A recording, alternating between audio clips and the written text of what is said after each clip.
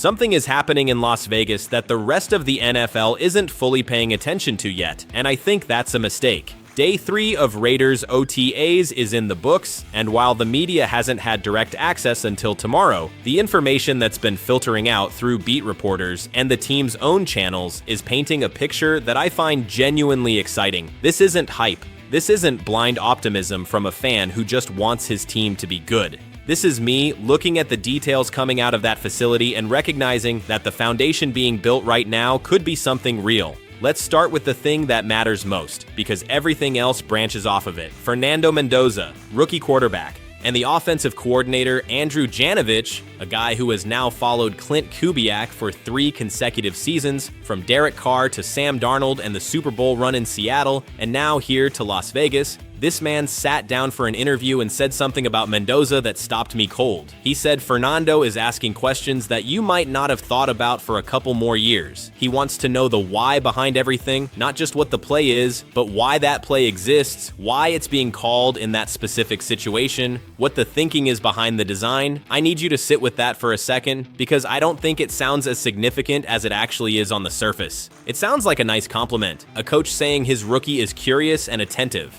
But the more you understand how NFL offenses are actually installed and absorbed by players, especially quarterbacks, the more you realize how rare and meaningful that quality genuinely is. Here's what most people don't see from the outside. The NFL is incredibly rigid in how it operates on the offensive side of the ball. Every assignment, every release, every step has a reason attached to it that was developed and refined over years of trial and error by coaches who've been running these systems their whole careers. A wide receiver running a curl route to the outside can't just decide to release inside because it feels natural to him. There's a mandatory outside release in that situation for a specific reason. It clears the throwing lane. It creates the right spacing. It protects the concept from breaking down.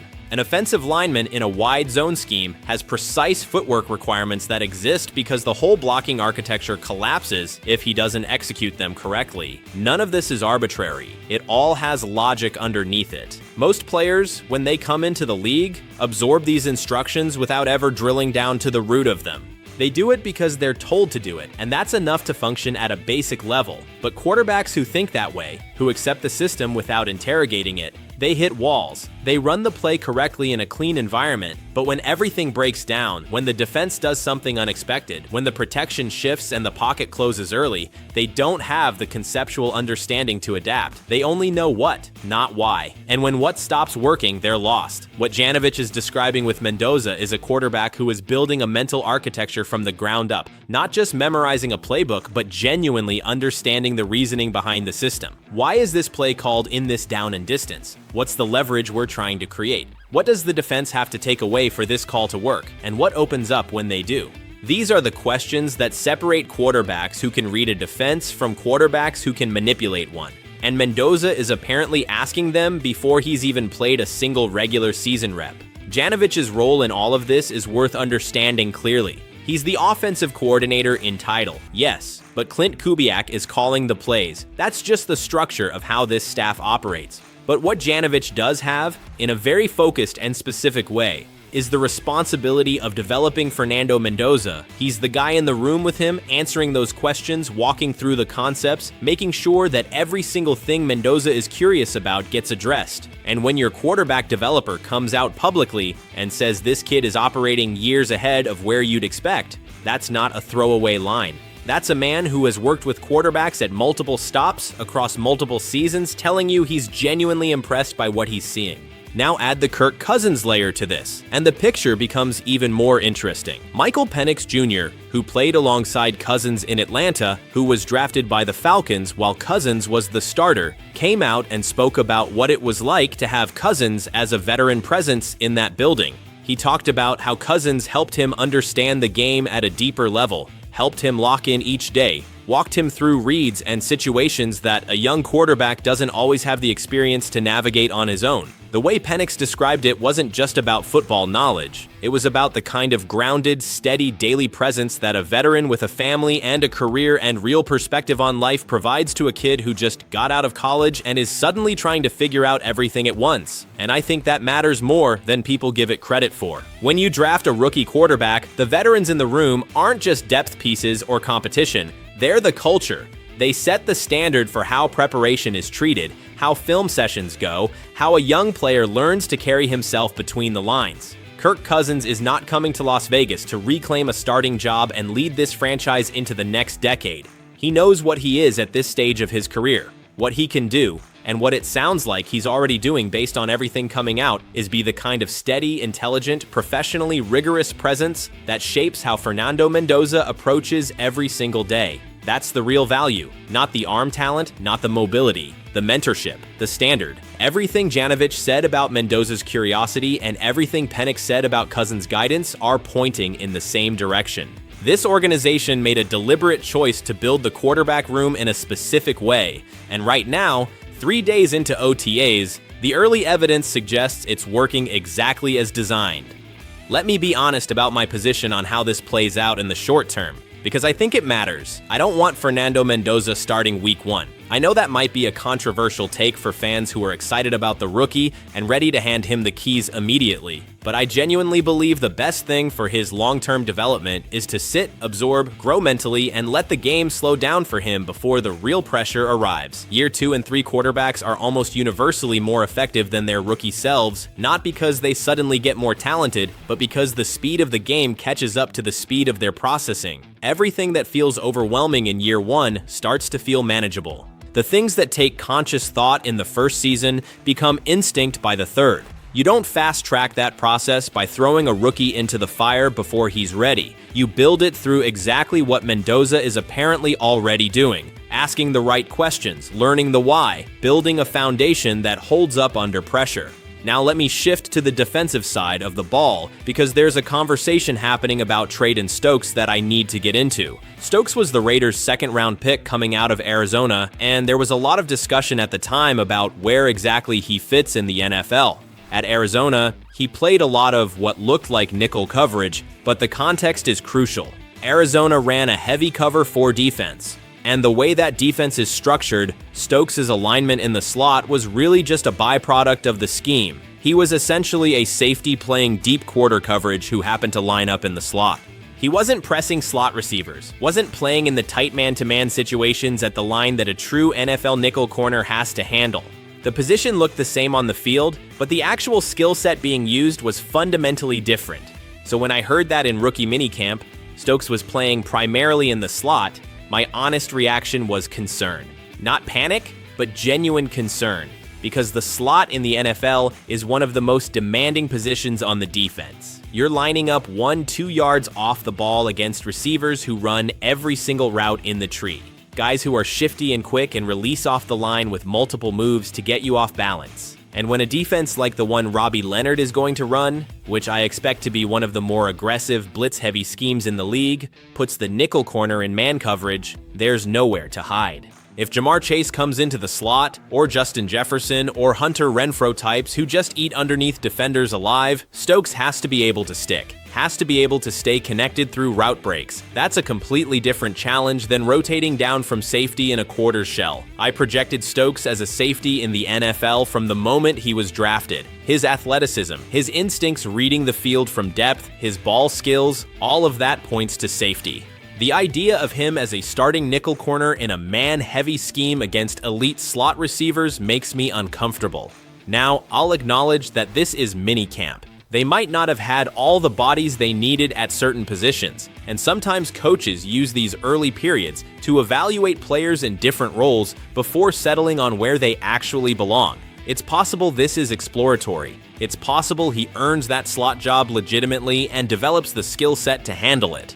I'm not writing it off entirely, but then there's the Trevin Johnson situation hanging over all of it. Johnson was acquired in a trade, and as of the first 3 days of OTAs, he hasn't reported. I haven't seen him in any of the images coming out of the facility, and there haven't been reports placing him on the field. The logical conclusion is that he's waiting on a contract situation to get resolved before he shows up, which is not unusual, but it creates a real question about the slot position.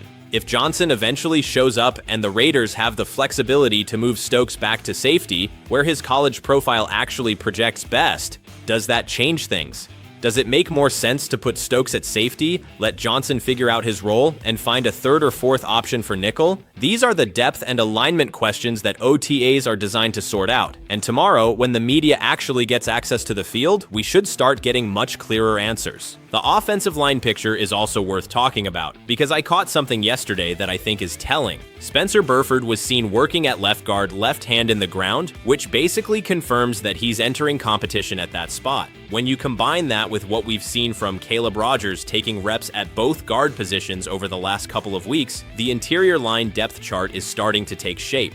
The way I see it, JP Jones projects to right guard as the starter, with Rogers providing competition and depth. On the left side, you're looking at Burford and Jordan Meredith competing for that starting spot, with Rogers again potentially factoring in as a swing option. Rogers feels like a backup to me at this stage. He's a third-round pick with developmental upside, and there's nothing wrong with that path.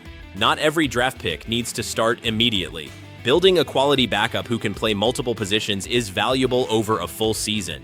And then there's the ownership situation, which I want to address directly because I have mixed feelings about it, and I think a lot of Raiders fans do too. The NFL owners voted on allowing additional investors to buy further into the franchise. Egon Durbin increasing his stake to over 22%, Michael Meldman pushing his to nearly 13%, along with chunks going to Michael Dell, Joseph Barata, Ari Emanuel, and Mark Shapiro.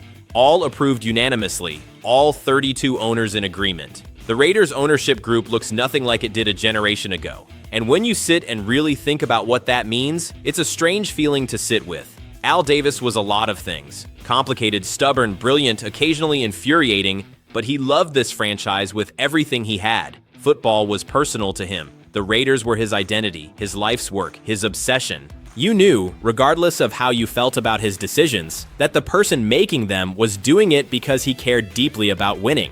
That's a specific kind of organizational energy that's hard to manufacture.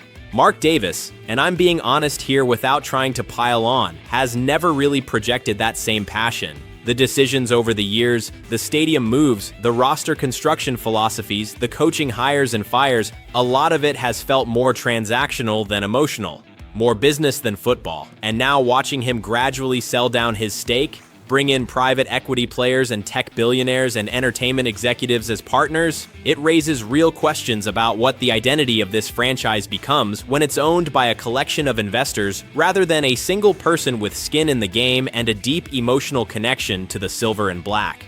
That said, and I want to be fair about this, if the money that flows through this ownership structure is invested intelligently into the roster, into the coaching staff, into the infrastructure of the organization, then the results on the field are what matter most to fans. Winning changes everything. A franchise that's winning generates its own energy, its own identity, its own passion, and there is apparently already a plan in place for Mark Davis to eventually sell his remaining stake, with Durbin positioned as the likely primary buyer of whatever's left. So the transition is coming one way or another. The question is whether the people left holding the franchise after that transition actually care about football or just care about asset value. I don't have a clean answer to that. I genuinely don't. What I do know is that right now, in the spring of 2026, the football operations side of this organization is showing signs that I find legitimately encouraging. A rookie quarterback who asks why instead of just what. A veteran presence in the room who has a track record of developing young players. An offensive coordinator who is genuinely energized by the guy he's working with.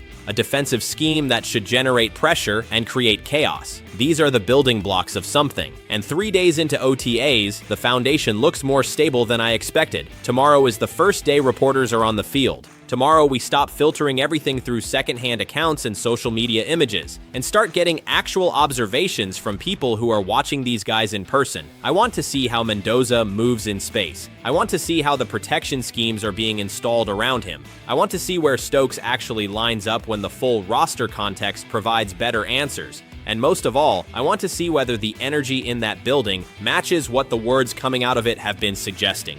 Because right now, The words are good. The words are better than good. But this is the NFL, and words are the easiest thing in the world to produce. What matters is what happens when the pads come on, when the real pressure arrives, when everything you've been building in shorts and helmets in May gets tested under the lights in a stadium that's actually counting the score.